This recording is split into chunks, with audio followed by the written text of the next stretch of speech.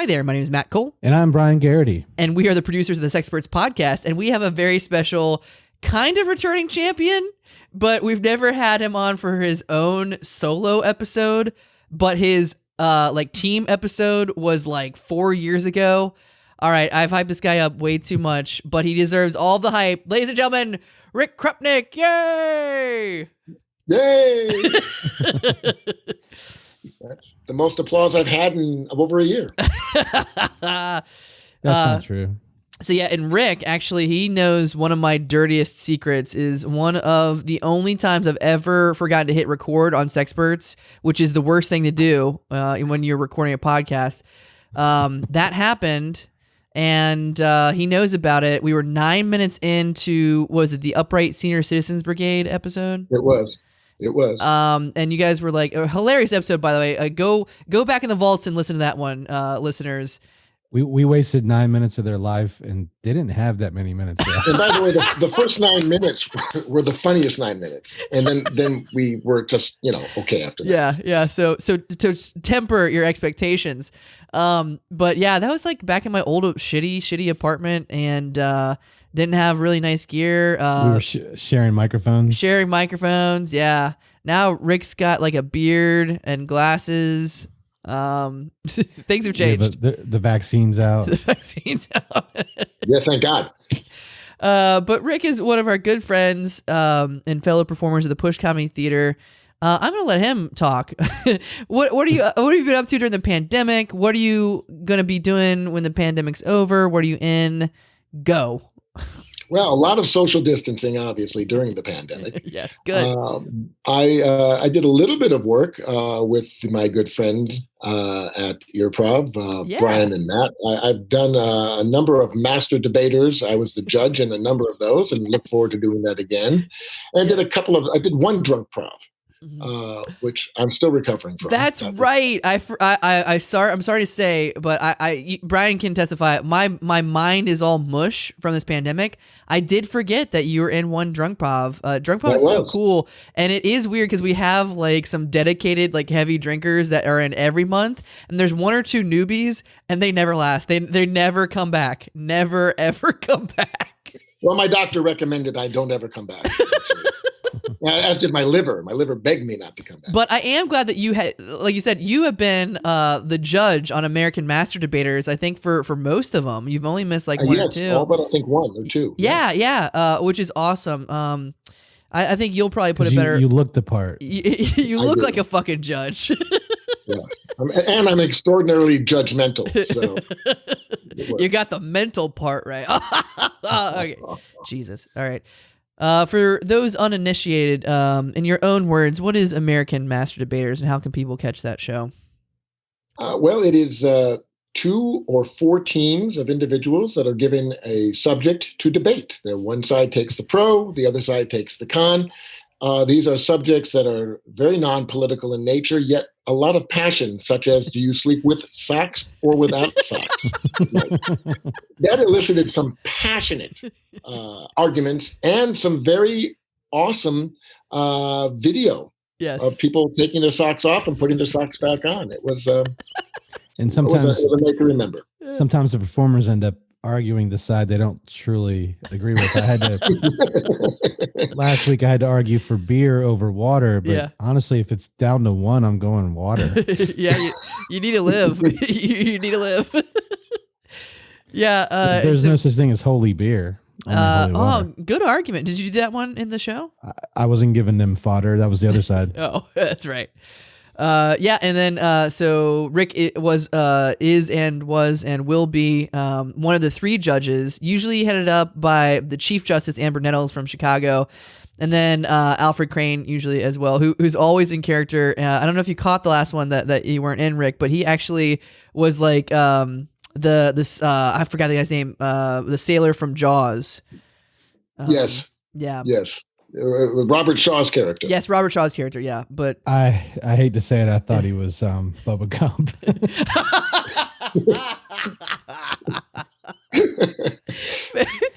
Brian's only seen a couple movies in his life. I didn't think he was so much, but the background, the boat in his picture, was all bubblegum to me.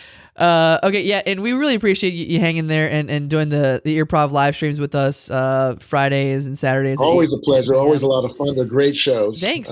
We're hoping to actually translate it to the stage, and we put in a pitch. If it's going to happen on May 4th, we may do Jedi Master Debaters, which I think we'll probably need your help on. I would love that. That would be awesome. And I will be on May 4th, actually, in the Fourth Be With You show. I don't know the exact title, but I was asked today to perform in that, which we met first time in front of a live audience, other than my dog, for well over a year.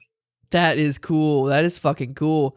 I'm trying to think, because I've seen all the Star Wars, and I'm trying to think what character you would most likely be, like who you look like, who your vibe is. Probably ObiWan when he's dead. Jesus, morbid. No, I think, now, I'm not a big fan of the prequels, but I know enough about them. I think you'd probably be a Count Dooku. You know Count Dooku? Yeah, I do. I do. I do. I do, Dooku. And Christopher Lee played that character, right? No. Wait, was it? No, but I could play anything that Christopher Lee did, but this beard. You take the beard off me, and I'm Jerry Mathers and leave it to Beaver. You know what? It was Count Dooku, and yeah, I think you. I never thought about that before. You're a very Christopher Lee type. Yeah, especially with the beard. Yeah, you guys. I'm sorry, it's a podcast because this beard is awesome. By the way, it's going off. I've been doing a little bit of film work where I've been background in a couple of productions, and I have to shave the beard off next week. Oh, no more Dooku. Don't. No, I'll be more like Jar Jar. Yeah, now with the beard off, who would you be? I don't know. We'll have to see. What kind of films? Who's in the production? Well, of that? It's a production that's taking place in Richmond. I'm really not allowed to talk much about it because I have a non-disclosure, and they will come and take me away. Oh, shit. But you will be able to see it in the fall, and it will be on one of the major networks that has mouse ears attached to it. Holy shit. It's got a great cast, and it's been a lot of fun so far. And they've asked me to come back and be more background. You can probably see my shoulder in one of the scenes. I don't know if you're serious or not, but we'll be hush hush about that. Are you just saying that because you know I could never get cast as a shoulder? No, but now that you mention it, you come on my show. That's hilarious. Brutal. Yes. And then I'm also been recently cast, and I'm really proud of this and excited about the new Romeo and Juliet show that's going to be coming out, co-produced by the Push Comedy Theater. Yeah. That will be in July. I think it's the 23rd, 24th, or 25th, or 25th, 26th, 27th. But that's going to be an amazing show with great directors and a wonderful, wonderful cast. I was very honored to be part of this group. Yeah, hell yeah. This looks really exciting. Romeo and Juliet. Everybody knows Romeo and Juliet, but they probably haven't seen this version with a lot of Push people in it. So the producers are like you said, the Push people. So now it's directed by Deb Wallace, and she has a different kind of aesthetic, but I'm sure some of the dipshittiness will shine through. You got people. We've had a lot of these people. I'm sure Romeo will have a boner. Well, that was the prerequisite, actually. During auditions. You had to become erect. Cast. That's why I didn't get cast. No, that's exactly why I did not get cast. That's ageism, ableism. We've had a lot of people who are in the cast on this show. I'm thinking so Romeo and Juliet. We've had them both, and Versadicki and Noelle Peterson.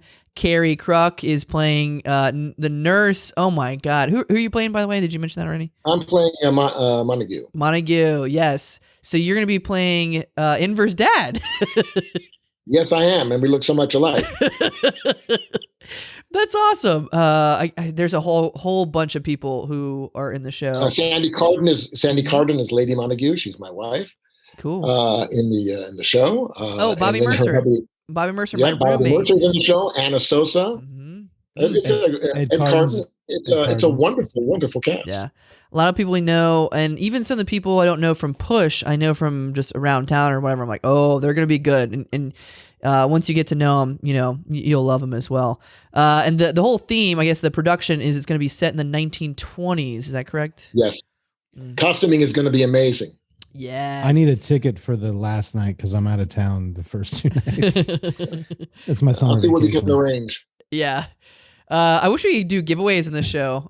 Call in if you want a free ticket. Yeah, Call I'm sure into that the the past. producers will be very happy if we give away free tickets. Hey, promo, baby, promo. Well, this is really exciting, Rick. And we're glad to have you on for your very first solo episode of the Sexperts. Sorry it's taken so long, but you were just such a big talent. We had to spread it out, So every 100 episodes, we'll get you back. I understand. And frankly, given my advanced years, I forgot I was even on the show. You and me both, baby. Is there anything else that you are in coming up or anything else you want to plug? No, I think that's a lot going on right now. I got some special projects, which I hope to be able to announce soon. But in the meantime, this is good stuff. It's I'm happy to be coming out of this pandemic and getting to see all of my fellow performers and friends. That's probably the nicest part of all of it. I agree. You were in a group that I really liked, and I want to see what's up with them. Anything going on with the dads? I would love to redo the dads. Redo the dads. Phenomenal group. Erase what happened before. We're remaking it. Well, we won my very first Improvageddon. Whoa! I won. Great dad team. Yeah. Mr. Garrity was one of the dads. As was That's Mr. right. Devereaux. I was in that. Yeah, I know it's hard to remember given how many of those he's won, but that's true. Yeah, actually, he's lost a whole lot more. I know. I was. Haven't we all? I've lost a ton, and you can tell. I would love to do that, and we've got more dads now. That's a good thing. There's a lot more performers who. That's true, but a lot of the people who are good at improv aren't having kids. Some of them who are really good at improv have already had their kids. I was a sperm donor, so technically I could be in the dads, but that would mean that Brian Garrity would probably lose. That's how I can tell. Is Brian Garrity going to win tonight? Well, flowchart, is Matt Cole in his group? If yes, no, probably not. He's going to lose. It's probably going to be experimental.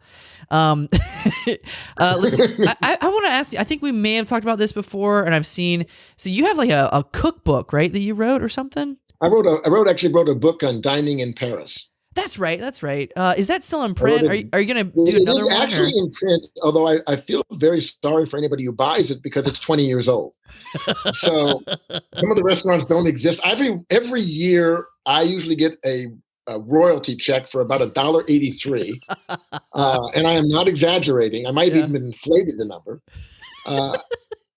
and because but when it first came out, it did very well. Actually, I was very pleased with it, and I did a lot of I did some media on it, and I did well with it. But